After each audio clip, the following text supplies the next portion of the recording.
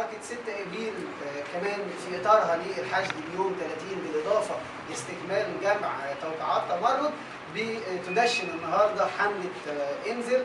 الحمله هدفها دعوه الشارع المصري انه توقيعك لوحده على استمرار التمرد مش كفايه، بالعكس احنا محتاجينك تنزل علشان تدافع عن توقيعك ده، تدافع عن رايك ده. فندشن حمله انزل نستهدف فيها نشر ما يوازي 5 مليون منشور للوصول ل 5 مليون فرد لحثهم على المشاركه يوم 30.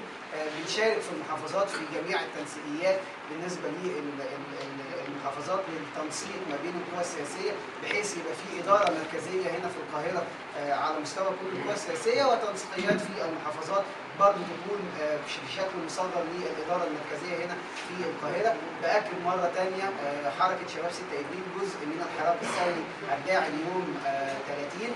كلنا خلف دعوه تمرد في التحركات اللي داعيه ليها بالنسبه ليوم 30، ومستعدين للتوافق بشكل كبير حوالين الاطروحات السياسيه الموجوده، واعتقد ان هي مش كتيره، واعتقد انه قريب جدا هيتم الاعلان عن طرح موحد يعبر عن طموح القوى السياسيه والشارع المصري. شكرا لحضراتكم، ومع الاسئله لو في اسئله.